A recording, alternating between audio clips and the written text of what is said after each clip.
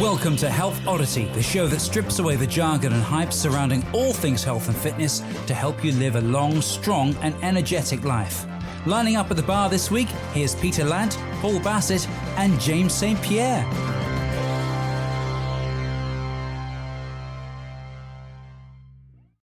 Just quickly, what episode is this? 21, is it? Oh, God, yeah. Yes. 21. Hello and welcome to the Health Oddity podcast, episode 21. So I will introduce our usual hosts to begin with. Say hello, Mr. Peter Lantz. Hello. And say hello, Mr. Paul Bassett. Hello. Okay. And as it is our 21st birthday today, we have a very, very special guest lined up to spend some time with you.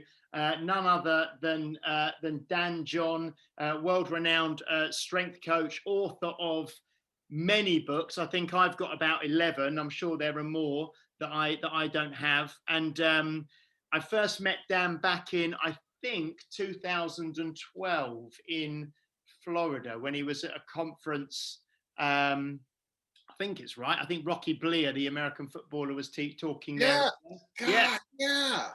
So I came over with James Brees and we came over to Florida, and Rocky Bleer was there. You were there. I think Dave Whitley was there. There was, John DeCane was there. There was lots of people there. So that was a fantastic. So nearly, 8-9 years ago now. But welcome, Dan. Well, thanks. And then I've been to your place 2 or 3 times. Is it? Yes. Yeah, we've done. I think you did a kettlebell level 2 certification. I think you've done 2 art of coachings at my place as well for weekends, and obviously we've seen you for various conventions and conferences and courses over in the UK. So it's been fantastic. So I think obviously lots of people obviously know the work of Dan and have read books and things, but lots of the listeners may be in their 40s, 50s, not from the health and the strength and the fitness kind of community, may not be as familiar with your work. But really what we want to do today is just have a conversation and just introduce you to people.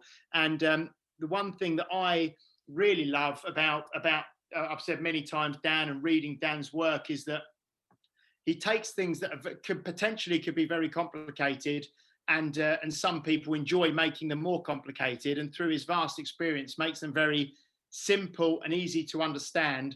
And it's almost like having a conversation down the pub with a friend, and everyone can understand what Dan talks about, and can go on and live a better life because of it. So first of all, Dan, do you just kind of briefly want to sum up your 60 plus years on the planet as to how we are here in 5 minutes or less?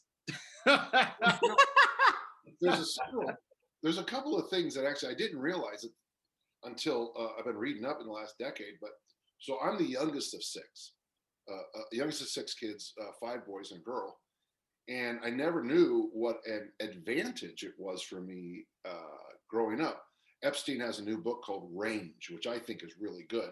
And it really does a great job defeating this concept that parents have that they can early specialize their child into being a world champion. And it's I really recommend the book.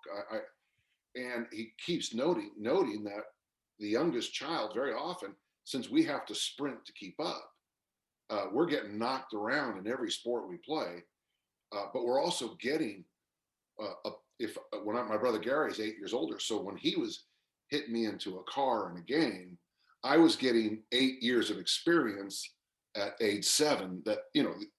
And then the other thing I was lucky is that we have September 1st was the cutoff for school in California, and I'm an August 28th birthday. So if I'd have been the firstborn, I'm sure my mom and dad would have held me back, and I'd have been the oldest kid in the class.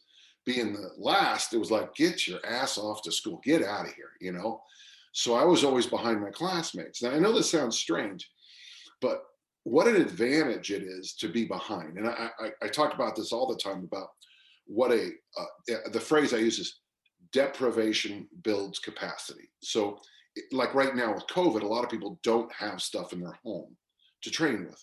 So they came up with something else, and all of a sudden you'll get this thing back a few weeks later. It's like, I can't believe how much better this is than going to the gym, the 24/7 spa.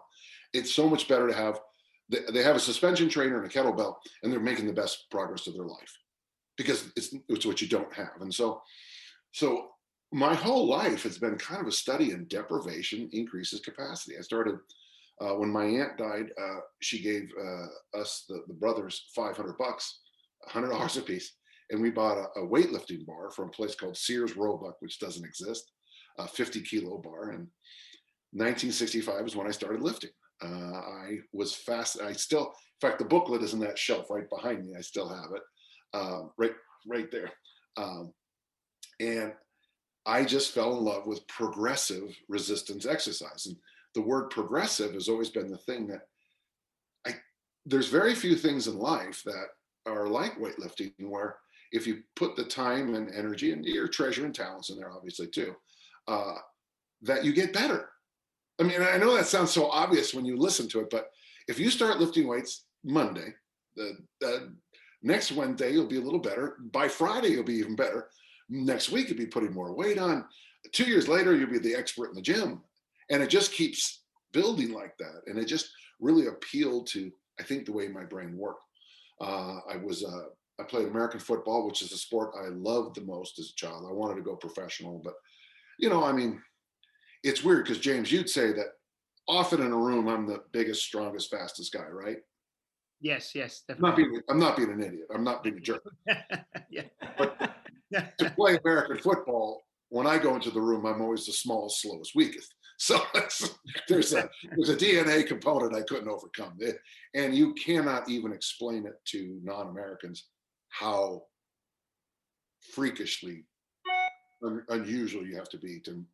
But as I read this great little book called 7 Days of Sunday, and the guy in the book, Kenny Avery, threw the discus in high school. And so I picked up the discus when I was in what we call the 9th grade here in the States.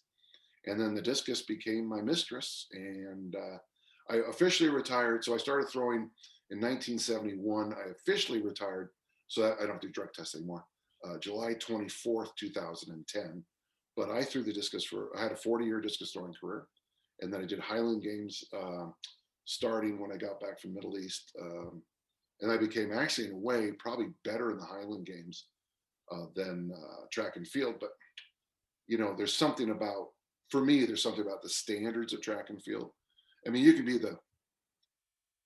I could go over there to, what's it, Chelmsford, right? Chelmsford? Yes, that's right. Yeah. I could go over to Chelmsford and I could be the best American football player in the Chelmsford Football League. And all of us would have to sit back and go, yeah, well, that's not very good. So you could be the best Highland gamer in Western United States. And I mean, but when you throw 75 meters, the world stops if you're a discus thrower because you are the greatest of all time. So I started coaching in 1979 and I continue today. So this puts me at 42 or 43 years coaching. I may have been the first American track and field strength coach. I don't know anybody. Well, there's some people who said, yeah, I was doing it before, but I was actually, okay, that's true. You might have been, but I was a strength coach. So, and it's just weird because that's another kind of thing it's just a small thing, but, about 2010, I retired from teaching basically, which is funny because now I have 2 teaching jobs. I retired and now I have 2, but I'm not very good at retirement. And my wife said, go ahead and follow this path of, doing the writing and doing this kind of thing, what we're doing now. I wanted to share the collected wisdom of my coaches, my mentors, and some of the hard knocks I've learned. And it's been really the last 11 years have been just remarkable, James. As you know, I look, even though by the way, I'm no longer a cripple, by the way, James. I feel great.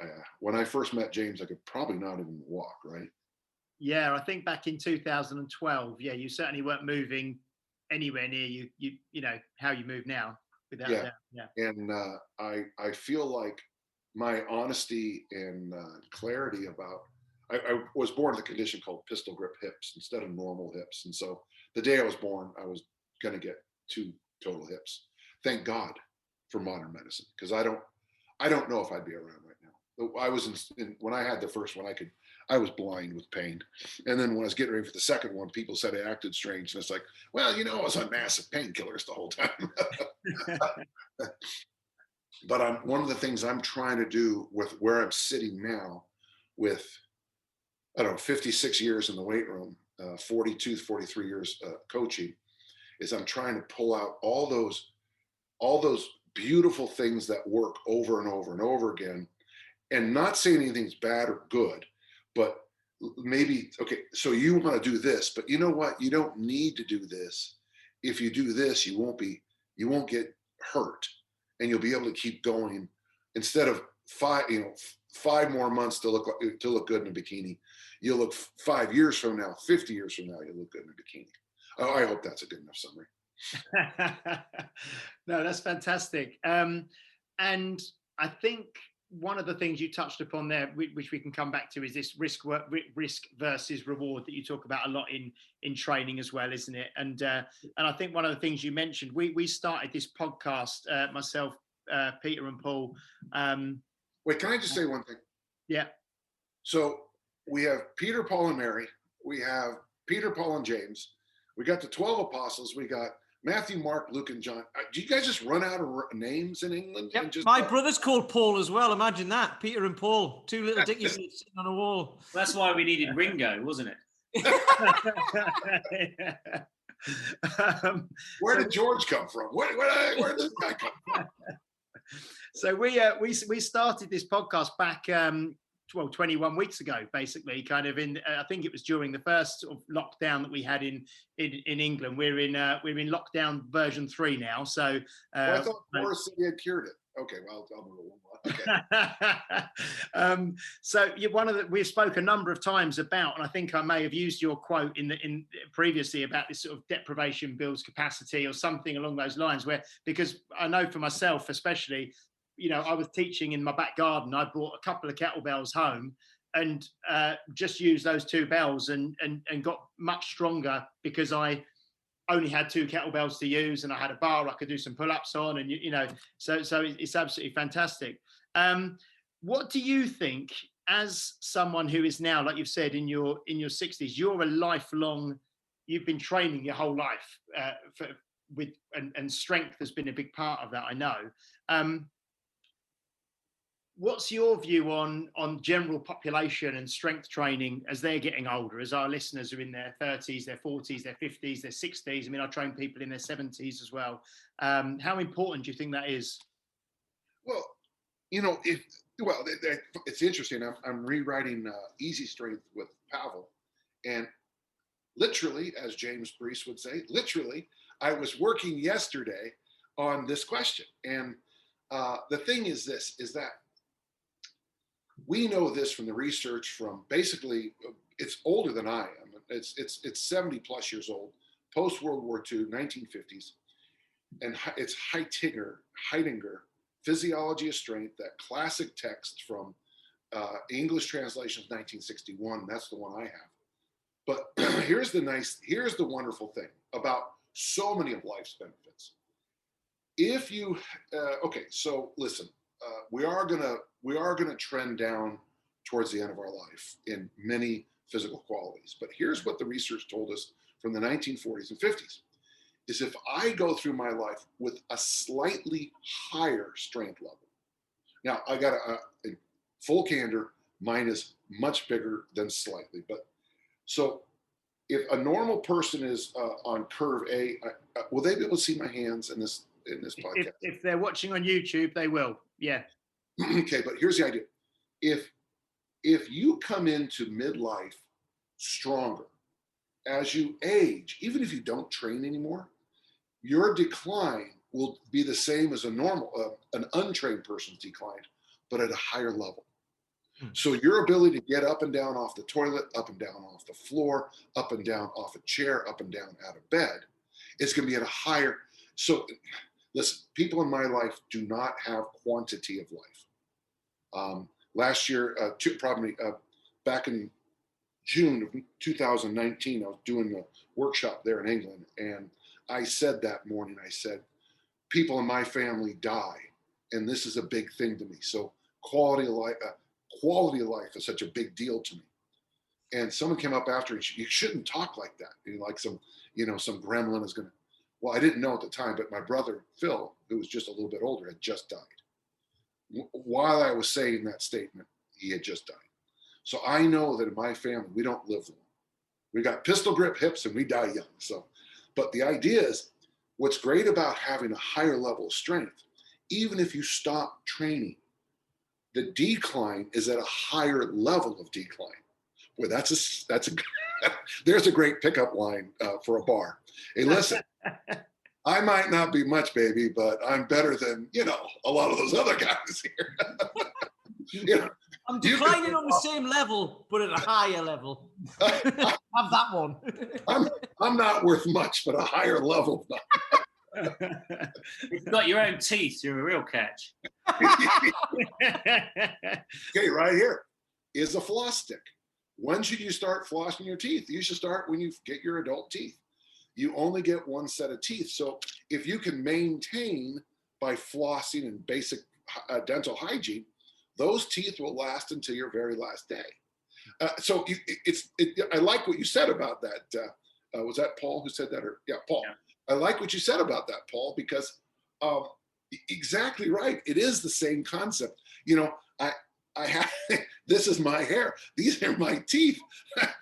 I might suck, but a little bit higher level of suck. So the biggest thing, James, is that in the big scheme of things, okay, let's do that. So your quality of life will be better longer if you strength train and do some kind of intelligent joint mobility and at some level of cardiovascular work. But I didn't say you need to run into walls and throw up, something cardiovascular. And we know that combination is the best. So that's number one. Number two is essentially, okay, I'm 63, but why do people call me still to move couches? Because I've been put on this earth, I guess, to move couches. Or you might call them sofas there or Davenports. Every time I go over there, you guys, I swear to God, the British make up new nouns every time I get there. Why don't you guys learn how to speak proper English like Americans, okay? Okay. I keep telling my daughter, which she's 4 now. I think you met her when she was a baby. Yeah. Yeah, but we watch Disney, and every time the castle comes up at the start, I say, I'm going to take you there one day. And then she said to me, I was listening to your podcast in the car, and she was in the car with me. And she said, Daddy, when we go to America, will they speak English? And I said, yeah. I said, the guy on the podcast now is American, and he speaks English, so we're going to go there. So I remember going to Sheffield first, and I ordered what I thought was a bap, but they called it a bread cake. I don't know what they call them in Newcastle if you want to get a roll. Balm. A balm, yeah, balm cake, yeah. Balm, roll, bap, bread roll. Yeah. Or a sandwich, as it's known everywhere else. My favorite thing about going to England is that someone will say, well, didn't you know he was from Newcastle? Well, no, we can't tell by his accent. Now, y'all sound alike to me. I don't know. I'll tell you how you identify someone from Newcastle. It can be freezing cold and they're still wearing a T-shirt. Absolutely. But I also sound exactly the same as the Queen. Yeah, so I'll have that. When I close my eyes, I actually think it's the Queen herself speaking. Yeah, you were going to bow when you came home, weren't you? Oh, no, it's not. Yeah, actually, she came when she visited last time at the house. We talked about you. Hey, one thing, she passed the snatch test with flying colors. I was impressed. So she had an extra hand switch, but we're not going to. Well. So Dan, you just touched on something there, which I know you talk about a lot as well. It's just kind of the carrying the couches or carrying the sofas, the kind of concept of work capacity and building. Yeah. So that kind of that for a second, yeah. So I break the weight room down into 5 movements: push, pull, hinge, squat, loaded, carry, and it's nothing original. But the reason I go down that simple, I figure if it's 5, it's gonna be a lot easier to teach, understand, and then I have them. Do you have a copy of my movement matrix? Would you mind putting on the show notes? Yes, we can do. Yeah, I've not got it to hand, but we will do. Yeah. And if you don't, ping me and I'll send you a new copy. But the idea is that So for me, and I don't want to hear about vertical and horizontal push, because the last thing, especially here in the States, we don't need more upper body work. Okay. So push is pushing the environment away from you. Pull is bringing the environment to you. Hinge is maximal hip bend, minimal knee bend. Squat is max. And then loaded carries is picking up crap and moving with it. Okay. So what work capacity is the ability. Okay, I'm gonna give it to you a better way. Let me explain work capacity this way. I had a doctor of physical therapy take me out to lunch, and it was a very cheap lunch. I really need to up my standards when someone's trying to seduce me. And they asked a good question. After my total hip replacement, so that'd be December 2018 is my right side. He goes, how did we do in physical therapy? And I said, it's interesting. And then, the way my brain works, I instantly went to an if then, and then I went to a symbol. I go, it's like a semaphore, stoplight, red, yellow, green. Physical therapists are very good at red. When I came to, they turned me on my side. I got up to the walker. And by the way, the moment I got up, I went for about 200 meters on my first walk with a walker, because I wanted to win the total hip replacement. And I said, you guys are great there. You guys are great about talking about using the rail and the stairs. You guys are very good about reminding me to sit down in the car, then swivel my legs. And you guys are really good about, and then 5 or 6 months later, you guys are really good with, okay, you're good. You are now fine. It was that middle part that was a problem. And if you don't mind, this is how I explain work capacity now, okay? So we have a thing here in America called Thanksgiving. And Thanksgiving involves basically, the biggest part is coming home with the groceries. And you come home with the groceries and you have 18 grocery bags, 5 to 10 kilos apiece, okay? And to get into your house, there's not 10 flights of stairs, but there's 10 stairs. So how would you get those bags in? Well, let's just go through it. Hi, I'm Dan John. I'm gonna strap all 18 of those bags in. I'm gonna go up those flights of stairs. You'll be able to hear the foundation creak. And I'm gonna throw them on the kitchen table. Done. Paul's sitting here listening. He goes, "That's stupid. I would take 18 bag. I'd take one bag, 18 trips, 180 stairs." Here's what work capacity is. Work capacity is the ability to carry all of them at once, 18 round trips, or 3 or 4 or 6 5-kilo bags and 3. You get that? Work capacity to me is that matrix, that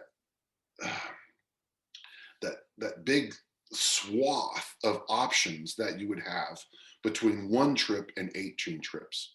So my job when I'm working with athletes and normal people, listeners, is to give them more options to bring in the groceries, to give them more options of play, recreation, training. My job, deprivation builds builds capacity, right? Deprivation does. Sometimes you want to deprive yourself, but when you do, follow this, James, when you do only have those 2 kettlebells, all of a sudden you come up with new options to train. And then when you go back to your full gym, you'll be like, oh, I can't believe how narrow my mind used to be. So for me, work capacity is the ability to have that smorgasbord, that buffet of training options that you literally can do any single thing. And by having the options, your capacity, not only physical capacity, but your mental capacity grows. And I got to tell you, James, if there's a thing you can learn from my life story, is that when I was down to just a barbell and 4 plates, is some of the best training I ever did in my life.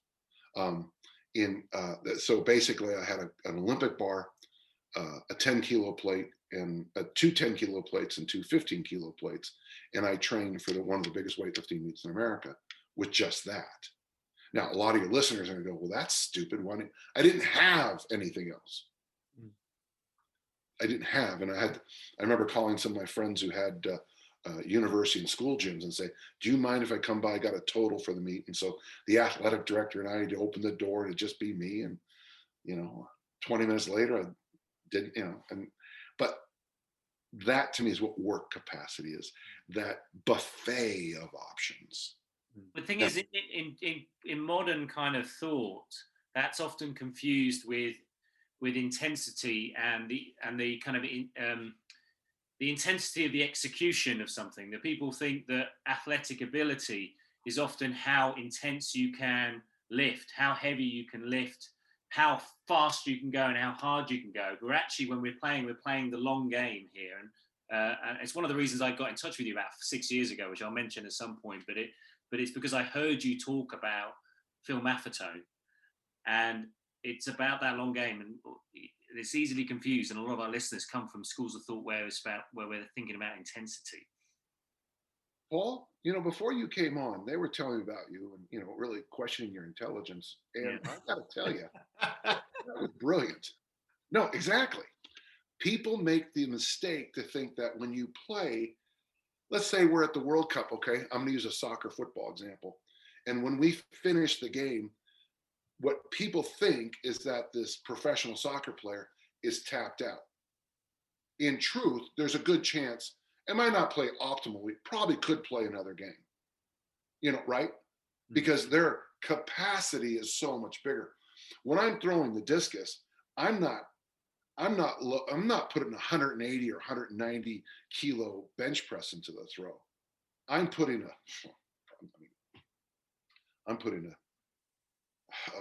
it's a snap reflex, but I'm using probably a fourth of my upper body strength to launch the discus,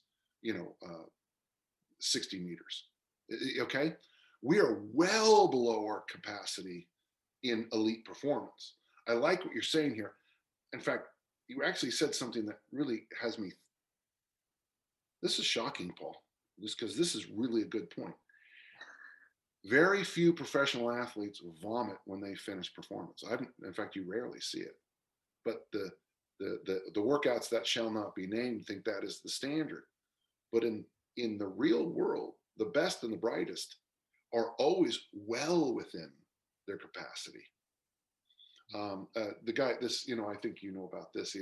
My friends who all died that day in August back in 2011, one of the guys who may be one of the greatest American heroes of all time, they got into a really bad firefight and one of his buddies was wounded.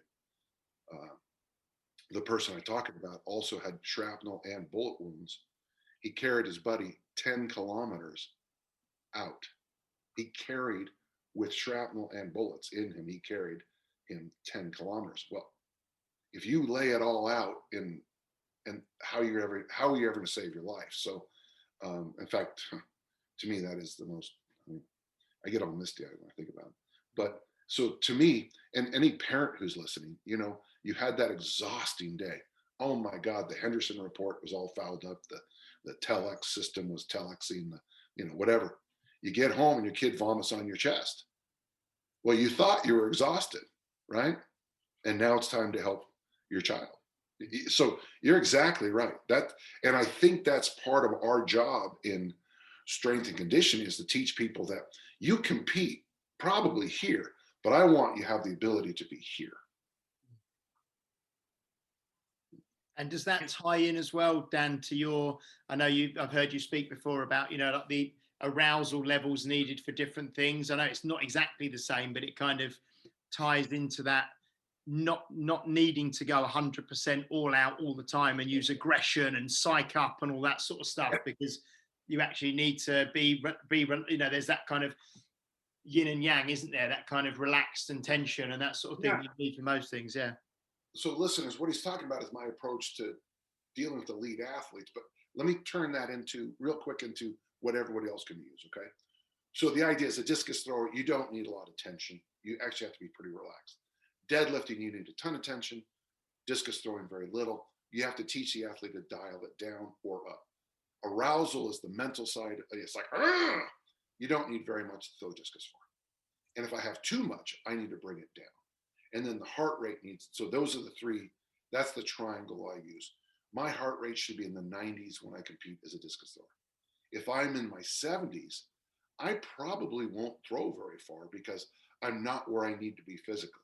And if I'm at 170, then I'm just too stupid to be a discus thrower. So I need to rethink all that. So this ties into real life, and I think I mentioned at my workshops with you, I use this as a parent. You know, when you get a phone call from school that your daughter got in trouble for punching a boy, in my case, you know, you don't want to come in with a 10 arousal. You know, you want to be at a 1 or 2. You want to listen to the principal, the headmaster, whatever you guys call it. And, you know, you want to be calm. You want to listen to what you don't want to react. You want to respond.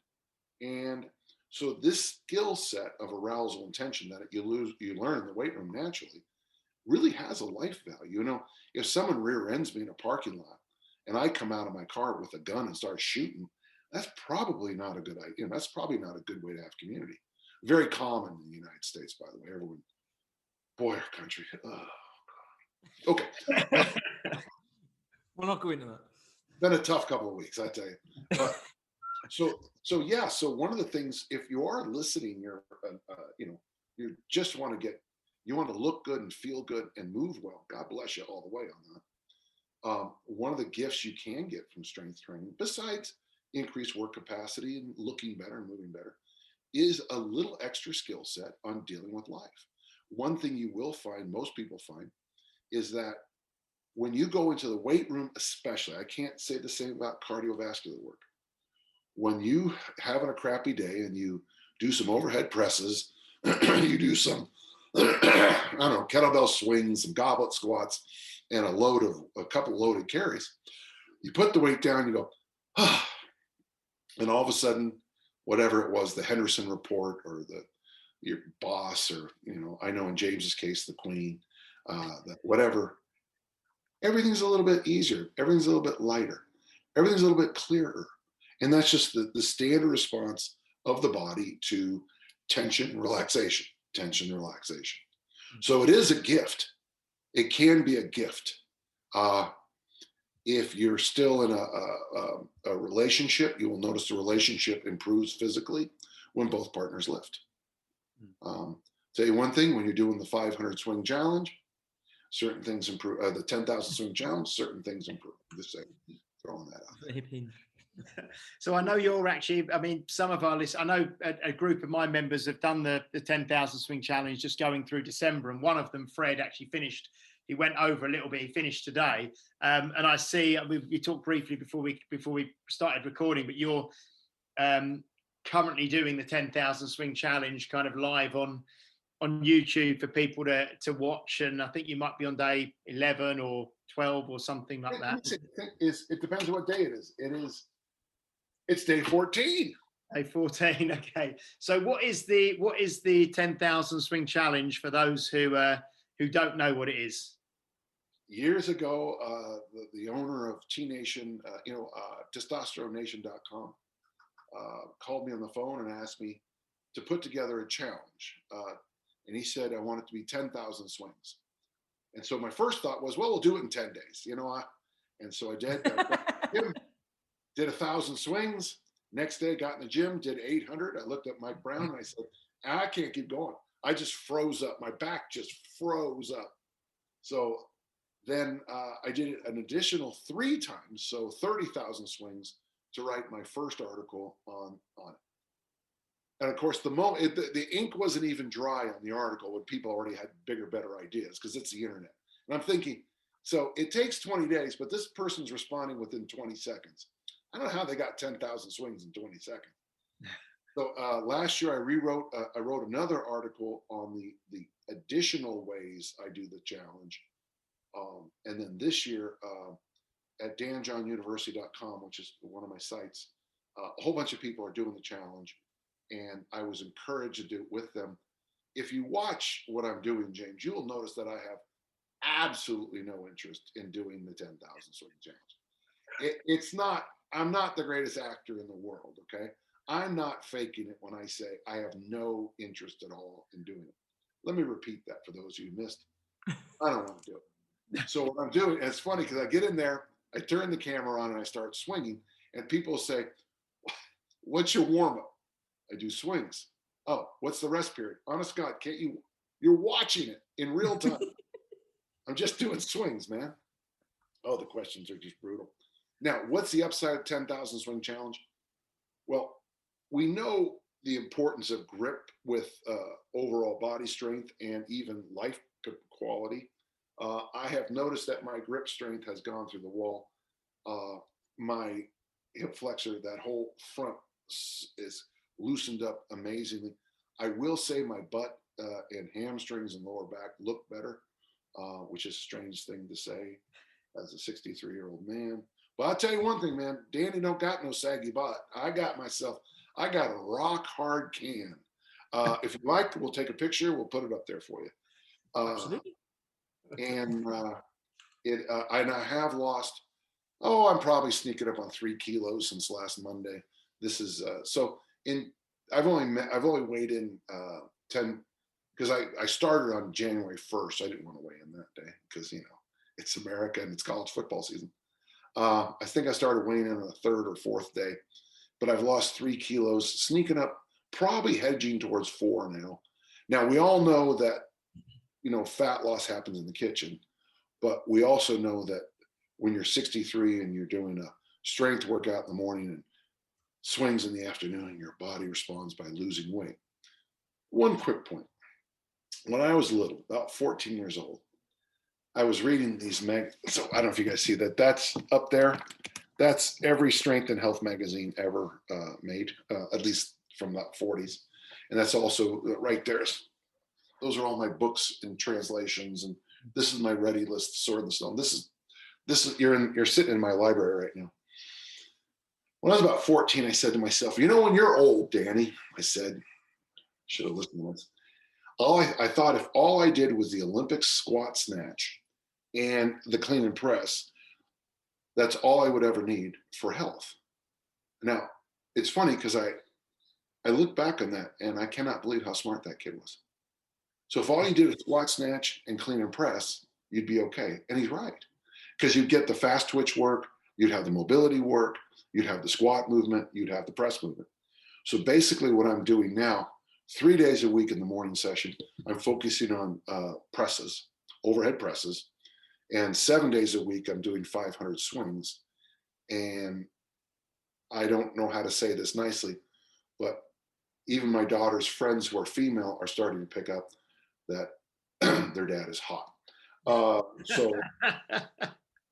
But the combination of double overhead presses, 3 days a week, and I'm varying between 40 and 100 total reps on those days, much more than I would recommend for others. But that's because, and James, you know this, because I can press, right? I can handle an unusual volume of pressing. And, the combination of just overhead pressing and the hinge movement of swings seems to be doing miraculous stuff to the point that I'm even going, you know what, let's keep this going longer. I'm also doing rucking, and I'm also doing loaded carries. Friday is the big loaded carry day. So that's, we're speaking on Thursday, that's tomorrow. Today's my mobility only day. Today's we call it tonic Thursday. Tuesday, sadly, is buns and guns. And that's when I do all the hip thrusts, the goblet squats, the deficit deadlifts. And then of course, work on my arms, because the world needs my armacondas. So one of the challenges, I suppose, when you've been in the industry for a long time. I mean, a lot of people. I mean, we're all trainers. We heard about you because we're kind of quite geeky about health and fitness, and you're surrounded by people who are quite physical, but you're also surrounded by a lot of people who like to kind of get into the granular and like to love technique, who love the history of lifting, who want to find the next marginal gain. But having read a lot of your work and listened to your interviews what I've noticed is that through that huge base of knowledge, it seems that you're on a constant quest to simplify, because a lot of what I've read from you was easy strength. And when I got in touch with you 6 years ago, I was asking you about Phil Maffetone, who I emailed you. You probably don't remember. I emailed you ages ago because I was interested in using a heart rate monitor for swings, because I was trying to work out a way of listening to my body. And I came from a background of running, and I thought that would be an interesting way of working on rest. But what I've always really loved, and why I think that your stuff translates well to general population, is because the way you simplify things and create something that's actually usable, because there is so much confusing stuff out there. I mean, our last podcast was on New Year's kind of gimmicks. And I mean, how do you counteract that wave of people wanting technical information with your kind of urge to simplify? Yeah, I like what you said about marginal gains. That's, in fact, I think the listeners should really tie into that. So you're going to go to a supplement store. I know it's different in the UK than here in the States. And our supplement stores are basically unregulated because of my senator. He decided to get rid of regulations for supplements, which I don't think is a good idea. But here in the States, you can go to a supplement store and literally buy almost anything you can think of. I mean, it's not the Wild West, but it's close. But what you're going to get out of those 2 pills that they have locked behind the cabinet, those 2 pills and all the money and effort you spend on those, they might actually work. But what you've ignored is over here, the miles of the miles of stuff that you're ignoring. There's a great Polynesian phrase I use all the time, Paul: sitting on a whale fishing for minnows. Does minnows translate? Yes, yeah. That small little, tiny little sardines, smaller than sardines. And what happens is, so for example, Paul is my person here. Paul just spent $500 for this supplement or this magic drink for a month, and yet he's not doing authentic squatting, he's not doing hinges, and he's not doing any loaded carries. Well, trust me, deep squats, swings, deadlifts, farmer walks are going to do far more for your physical performance, how you look, how you feel, how you get up and down the chairs, far more than those little 2 pills. So you're right. And I think my job, Paul, is to keep people focusing on, whatever cliche you want to say, the big rocks, the foundations, the basics, because until you exhaust the foundational stuff, until you exhaust it, and then go 2 more weeks to make sure you really got everything, those other things, and you said marginal gains, I don't even think they're marginal. I know with your British bicycle team, you guys had that 1% thing, but what was genius about that is that they did 1% better in better sleeping pods, better everything. It was everything we all agreed to improve 1%. And I think sometimes the way you improve 1% is to look at things like quality of sleep. Are you drinking your water? I was flossing my teeth when you guys came in.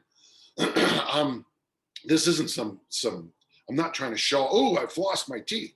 I'm just saying that sometimes flossing your teeth is miles more important than drinking a magic post-workout supplement drink, long term. And I think that's what people miss. And here's the thing, and I get it. I know I am not sexy. I get that. I understand that really well. Just need to ask anybody in my family. But what the problem with constantly flying after the sexy is that you miss what really is important. And if James, when you get my email, I have that 6 decades and 50 words post I always put in. Would you include that in the show notes too? Yes. Basically, it's make a difference, live last, reread good books, eat protein and veggies, drink water. Then sleep soundly. There's nothing fancy in it. But until you do that, I don't want to hear about the next step. Until you can show a goblet squat and a farmer walk to me, I don't want to hear about this magic thing you read online. So I think you've mentioned we tend to reference you almost on a weekly basis, I think, on this podcast. But there was one that I always remember you saying where people come up to you and say, just tell me what I need to do for a workout and tell me what I need to eat and I'll go away and do it. And they just want this magic formula to do. And then you'll tell them to do it. And the first thing might just be to drink, an extra 2 glasses of water a day or something like this. And then most people can't even do that, don't even just do the extra, the extra glass or the extra 2 glasses of water a day. So why do they need this the best training program in the world, and the 5-day split, and the macronutrients worked out, and all the rest of it, when they can't just have the extra glass or two of water. Sorry, Pete wants to. Yeah. Peter, you're like me mum. You're calling me Paul instead of Peter. Who does that? And his wife is called Paula, by the way, as well. So, there you go. Anyway, about my brother. So you mentioned cycling. Have you ever heard of mammals? Middle-aged men in lycra? Dan, have you ever heard of that? You just ruined my day. Thank you. No, middle-aged men in lycra, because there's a lot of people over here cycle, and they put lycra on and all of that. But bikes have become really kind of very technical, haven't they? And they cost a fortune. Yeah. So my brother said, like, he's in a bike club. I've got a mate who does it as well. They're both turning 50 this year, actually. And he said, like, basically everyone in their club is like taking the pedals off and putting lighter ones on and getting lighter rims and all of this. And they're saving weight on the bike to get those marginal gains. But they're kind of like chubby blokes in their 50s. And it's like, well, if you lose a bit of weight, maybe they'll go faster. It's hilarious. It's so funny. Save $2,000, couldn't you, by losing 10 kilos? Exactly. My bike weighs about 30 kilos, and it goes...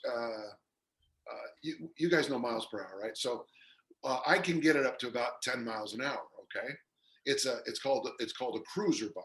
Okay, and I tell people all the time, if you want to lose body fat, use my bike.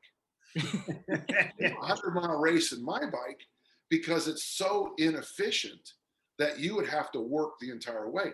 In fact, I like the fact that you mentioned that, because if you are, you got lycra, you got the aerodynamic helmet, you got the aerodynamic gloves, you got the little shields around your hands, that's great, but all you're doing is becoming more and more efficient. The bike is doing more and more of the work, and your ass is getting fatter and fatter.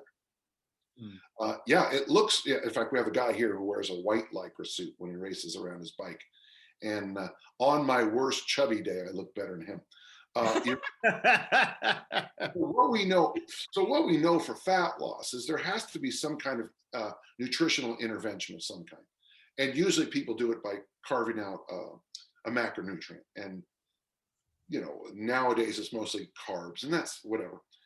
Or you got to do this, and the other one is inefficient exercise. Now, what's interesting about it, when the research, the nutritionists are right. 95% of fat loss happens in the kitchen. Food prep, food selection, right?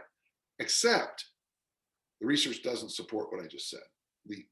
When they take people who exercise a lot and make them stop exercising, within 2 weeks, they already start to trend towards type 2 diabetes and the syndrome X, whatever we want. That syndrome X is that whole kind of hypertension, that's syndrome X is when.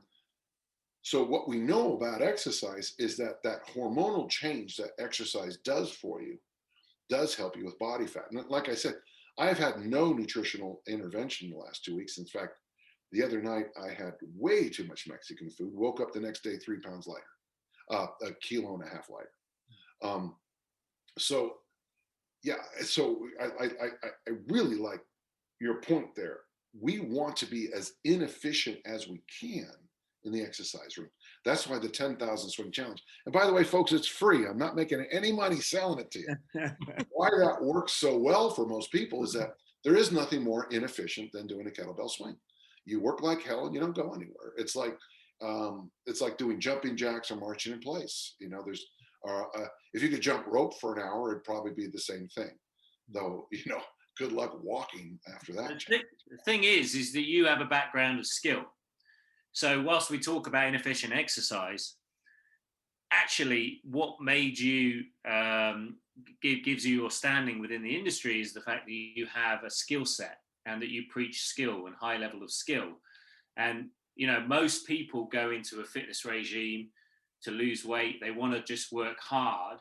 But actually, a lot of the stuff that I listen to you talk about and a lot of your books that you've written talk about the fundamental skills that you need to acquire to make the constant progress to see it really stick. Because we can all lose 10 kilos over a couple of months by being inefficient. But after a while, that's when you require skill to make any kind of long-term change. what happens is you become efficient. At the end of this 10,000 swing challenge, I won't get anything from swings for a long time. You can see in my form, I'm getting better every day. In fact, I went from doing 25 reps going, oh my God, now I'm doing 40 and 50 and saying, oh, it's killing my form. That's why I think it's so important to have something like my movement matrix, where you go from isometric movements to the strength movements to the anti-rotation movements, which is what I call them now, to the ballistic movements.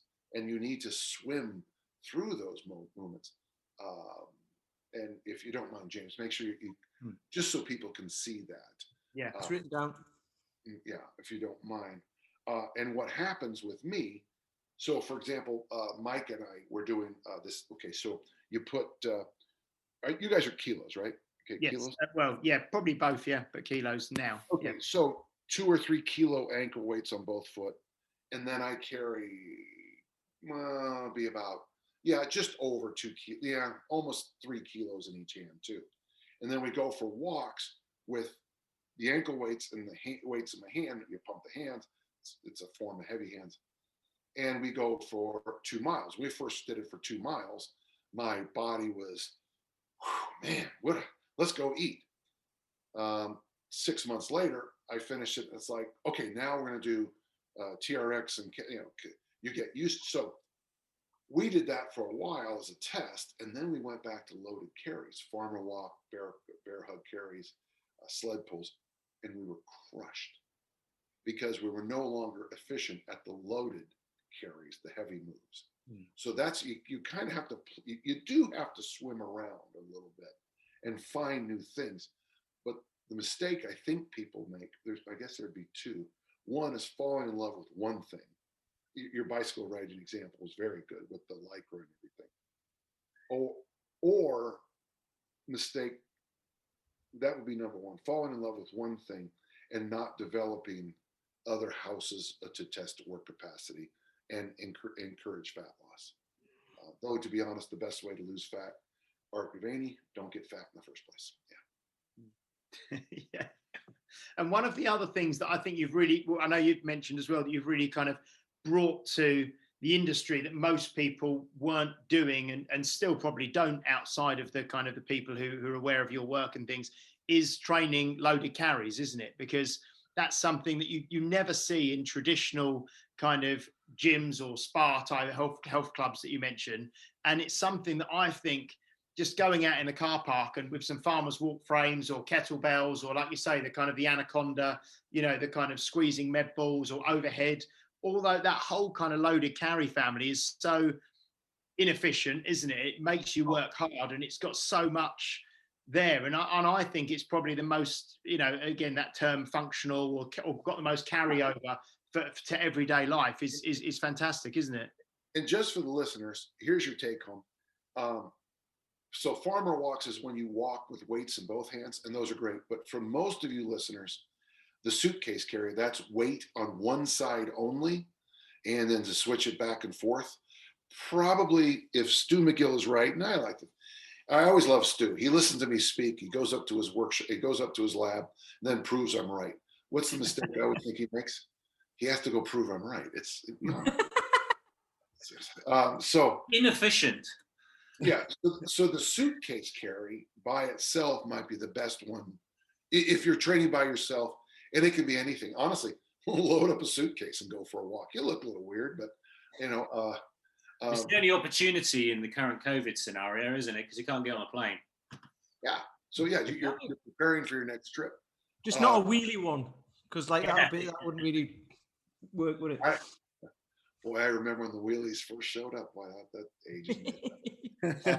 So I always find it funny in airports when it says if ever you're like over, is it 20 kilos or 15 kilos now? But they slap a really heavy sticker on it, and it's like, if you're a baggage handler and you can't pick up 15 kilos, you're in the wrong job. As far as I'm concerned, you need to get stronger. I like carry on. Yeah. So yeah, you're right. Loaded carries is an area most people miss. I'm very proud, James and Peter and Paul, about my efforts to make them more widespread. I think it's you go to any American, it's weird because the American football strength coaches,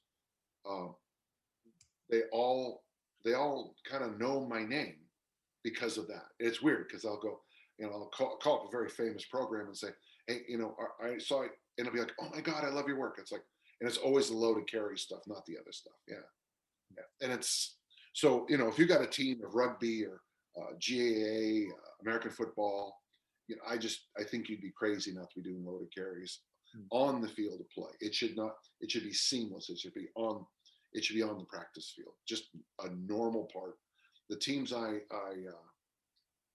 work with here in the States, that's one of the things we're actively doing now, is getting the weight room on the field of play. So you're doing, in one school is taken very seriously at one of our universities. They tumble at practice. They do hurdle walkovers. They tumble on the football field, American football field. They do hurdle work. They do trap bar deadlifts.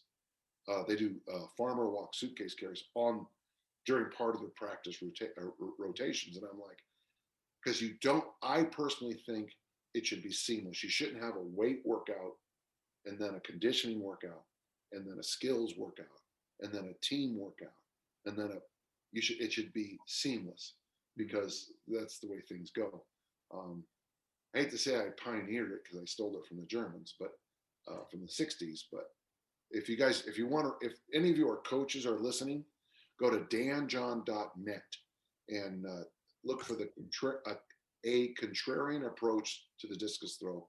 And you can just see you don't even need to read it. Just look, I got pictures of how I combine farmer walks, overhead squats, and power curls into a training session for the discus seamlessly.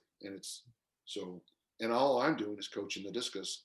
My athletes are doing the other things on their own, and hill sprints. Yeah, it's an amazing way to get. So in a 1 hour session, you get your throwing, your lifting, your conditioning, your technical work, your strategy work, your tactical work, all at once. 1 hour session. Thank you very much. Take the other 23 hours of your day to become a better student and human person. I think that's your influence, really, for most of our listeners who are, from the age of 35 onwards.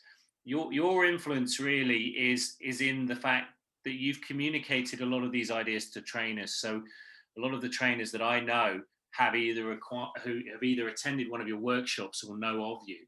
And I think this is why it's great for you to be on the podcast, because a lot of what informs the way we work with our clients is the two books we've read with you, so we have seminars and all those certifications and things like that.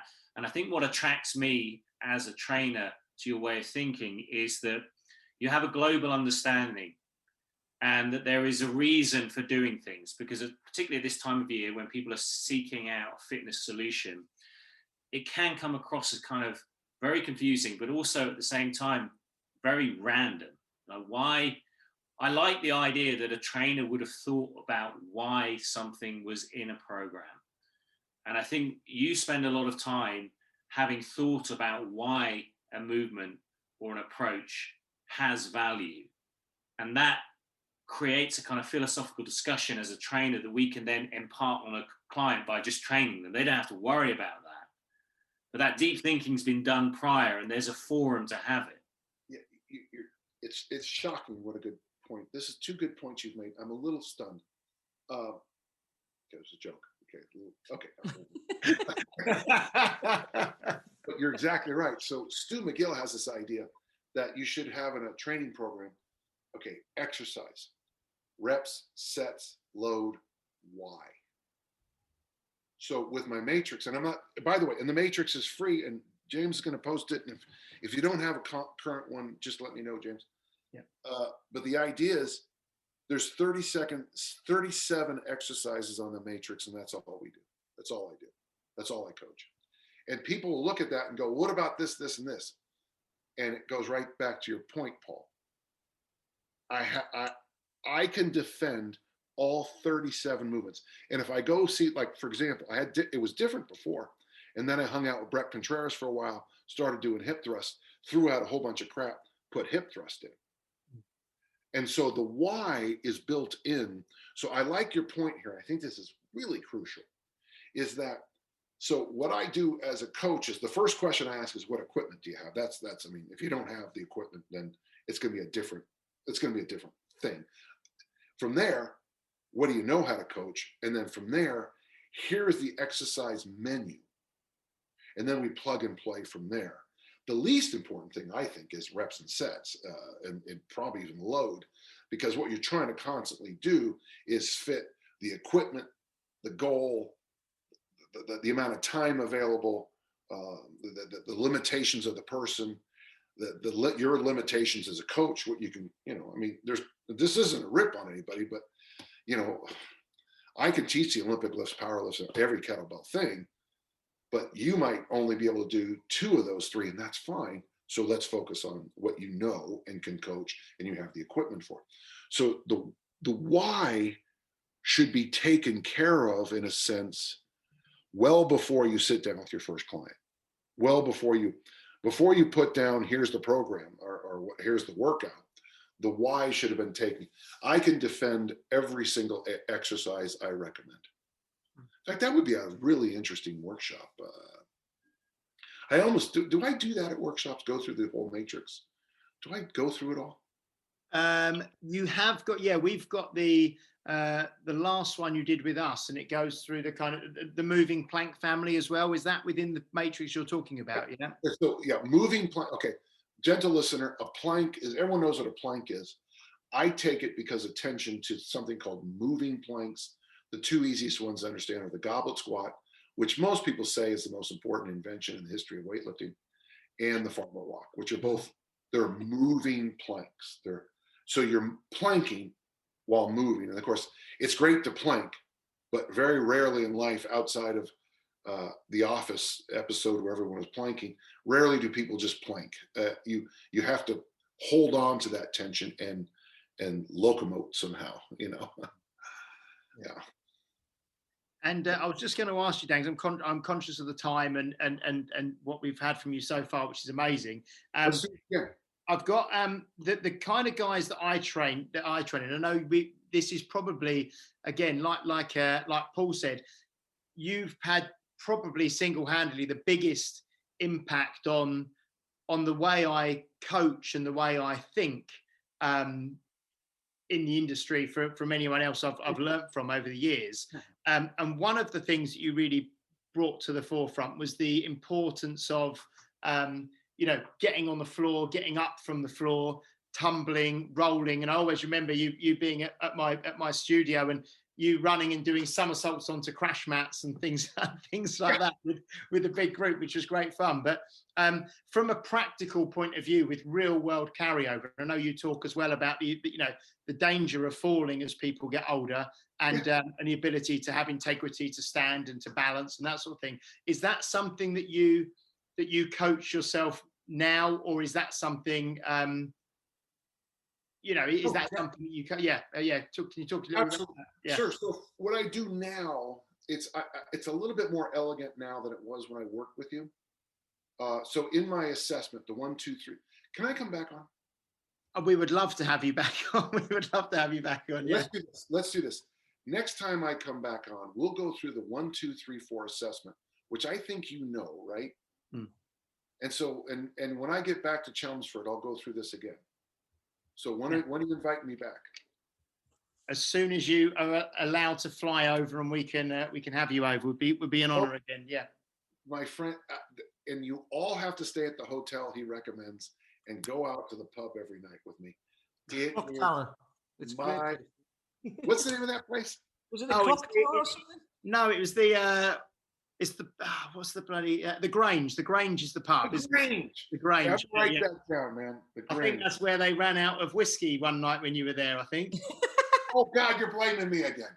I think there'd been a bunch of Scots in the night before, hadn't there? That's what it was. It was the Scots the night before. Okay, so next time I come on, I will go through the whole assessment. But let me just go real quickly. So next time, gentle listener, we're going to go over get backups. We're going to go over all that stuff. But so assessment number 1 is this: can you stand on 1 foot for 10 seconds? If no, I send you off to a medical doctor. And I don't care. You're going to a doctor. I won't work with you if you can't. Really quickly, So what I try to get my people to do, and I do this, just for the record, I'm 63. The most dangerous thing in my home is my floor. That's the most dangerous thing to me in the home. Razor blades and rattlesnakes and great white sharks, those are all fine. It's the floor that's going to take me out. So when you brush your teeth, stand on one foot when you brush your teeth, or gently, and we call these speed skaters. You can even shift back and forth when you're doing something simple. So it's a simple. I'm standing on one foot, and I'm on my left foot, and I'm gonna drive my right ear over to my right, and what I'm gonna try to do is use my ear. So see how instead of going like this, I'm pulling my head this way to cause myself to lose a little balance. So I'm balanced. I'm going to push the edge of my balance. I'm going to shift and drop and go this way, lose the edge of my balance, shift and drop and go this way. Another drill we use is we have a box. You can use a jump box or any box you have in the gym, doesn't matter. And we maybe even we could put colored squares, a pink, a green, a yellow, or A, B, C. I don't know how you guys do the alphabet in England. I don't know how. Well, we say Z. We've got a U. We've got a letter called U, and it's in a lot of words that you don't. Oh yeah, know I about, noticed that like one too. Color and all of that sort of stuff. So in aluminum. you can go A, B, C, but here's what you do: is you have that the client who looks like me stand on one foot, and you say A, and so I'm standing on my left foot. The box has the 18-inch box or whatever the half-meter box has A, B, and C on it. And I stand there and I tap A, you say B, C, then you go B, C, C, A, and I stand on one foot and tap. What we're building up, and I have a whole series of these, okay? It's on a video on my YouTube channel, but I have a whole series of these. So this is my mistake, James. For years, I taught people how to break falling. And then my good friend Taylor, who I talked to yesterday, said, well, you ought to teach people how to not fall too. So today we're going to talk about not fall. Next time I come back, we'll talk about fall. Okay? So these simple brushing your teeth, if you're drying off a dish, if you're putting the dishes away, anytime you get a chance to stand on one foot, just take a moment to do it, especially if your brain is doing something else at the time. This little speed skater drill with the ear lead, just a nice little, the tap test on the box, very, very simple things you can do to get your balance, to teach your feet that when things go over, it's not yet panic mode, bring yourself back over. You don't freak out, you can bring yourself back. And so first is balance, drills, 1 foot drills, and then we work on the break falling. And by the way, the upside of doing hinges is if you start to fall, this is a very simple thing any listener can do. Sorry, it's my group coming here to train with me. Good morning. Will you take care of the cars? Thank you.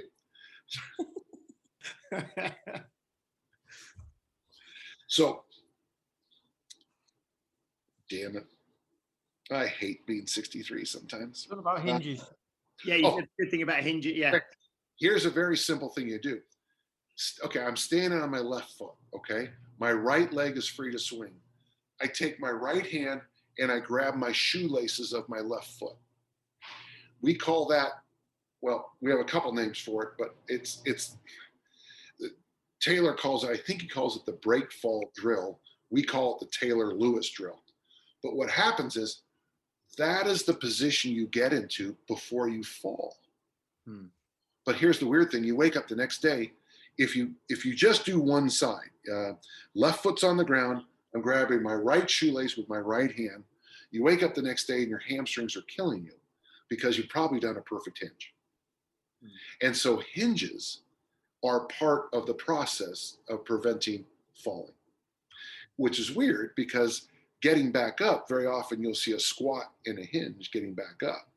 So the whole family of movements, the suitcase carry, so one of the exercises I recommend for balance is suitcase carries, marching in place, going slower as you go through. to the point that you do isometric stands with weight on one side. Okay, you're going to ask yourself, well, does that build the obliques? Yeah, okay, it builds the obliques. Does that build balance? I don't know. Maybe. But what it does, it's a simple exercise that anybody can do at home. All you need is load in one side, march in place, going slower through the reps. And those are some very simple things, James, that every single listener can do right now to help them with step one. Now, step two is break fall. And I was blessed as a child I did a sport called judo. So I learned how to fall. And not long ago, I slipped on some ice here in Utah. My brother-in-law watched it. And he said it was like watching Ninja Warrior stuff, man. Because I in the air, I did the cat move. In the air, slipped, both feet went up, and I catted it and caught myself. I was on stairs, cement stairs. How much damage would have happened? Well, I can tell you what had happened, because my wife slipped on some cement stairs and broke her humerus here, and it was 8 weeks of healing, and it's so you did well. So listen, let's James, when do you want me to come back? Whenever you're available. Do you want to do next Thursday? Next Thursday we have Paul McElroy. Actually, do you know Paul? Yeah, why don't you get somebody important? I was going to ask you. You know, he's on. So, do you have a question for him? And I can get a question for next time. Well, just ask Paul. Here's your issue. Here's what you're going to do. If he remembers, what is the most uncomfortable he's ever seen Dan John? Okay. You remember that? Write that down. Okay. So I mean, if you're hold on. Here's the answer. The answer is this: Niles' maid of honor's speech. In case he forgets. Niles' maid of honor's speech. I guess matron of honor doesn't matter, but yeah. Okay. Yeah, so he's on next Thursday, and then whenever the following Thursday, if it works for you, or we might even be able to do another day. So I think we'll be able to do that. I'm looking at my calendar. Yeah, I would honor. And here's the nice thing about that week is that week I won't be training, because that's the week 3 weeks a year I do a thing called Power Red donation. That's when I donate 2 whole units of blood, but I get the plasma back. That's also the week I go to the dentist. That's also so that 3 weeks a year, I try to pump everything into 1 week where I don't train. That's a fun week. Oh, it sucks. By the end of the week, that's the week I get, that's the week I would go to the proctologist. That's the week I get the colonoscopy. I try to, it's all the fun stuff. And so that'll be a nice light week for me. In fact, by the time you just need to do something wrong and have an argument with your wife, and it'll be perfect. Yeah. So should we say 2 weeks today then, Dan? Would that work? Yeah. Hey, Seth, will you deal with that? Yeah. So you're saying the 28th? If that's 2 weeks today, then that's Yep.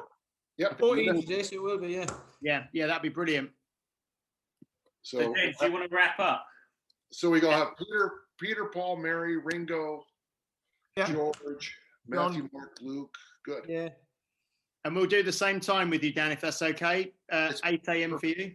Yeah. Yeah. And so if you don't mind, if you can link the movement matrix, if you don't have a good one, let me know. If you can find that YouTube video with me doing the 1 foot drills, it should be fairly easy. Some people use a thing called a search engine. I seem to be the only person in the world who knows how to use it. There's a thing you can do where you can send them a recording of you Googling the thing that they're looking for. They go, how do you find this? You type it in here and you get it. It's brilliant.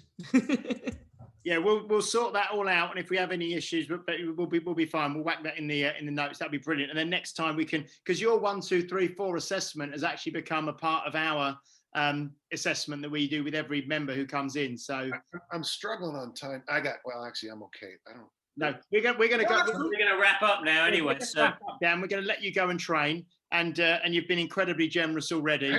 Hold on. So you find that assessment valuable? You Yes, I use it with for the last 4 years. Everyone since you last came and did your Art of Coaching, and then is that from Can You Go, isn't it? I think. Can You Go, yeah. Yeah. So we use that with everyone. But you notice how it's not perfect, but boy, it sure answers the first 2 weeks, doesn't it? Oh yeah, definitely.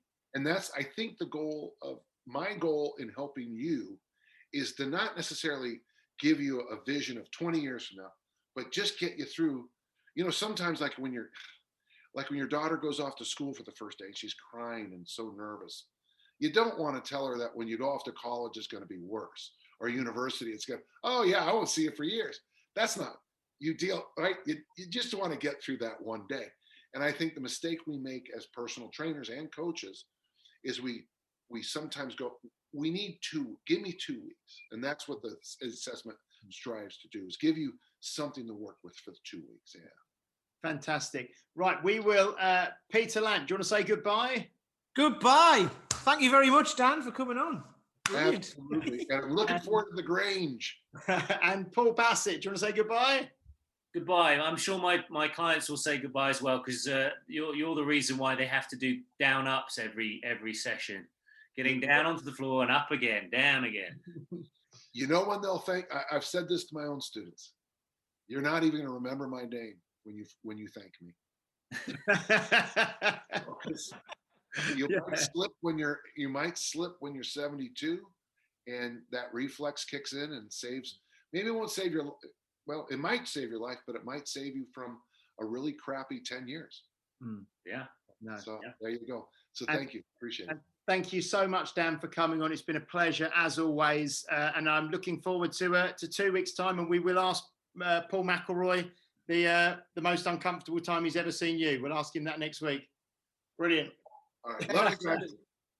Thank you very much, guys, for listening. Remember to subscribe, remember to like, remember to follow, remember to share everything. And we will see you next week for the Health Oddity podcast, episode 22 with Paul McElroy. See you soon. Take care. You've been listening to Health Oddity with Peter Lant, Paul Bassett, and James St. Pierre.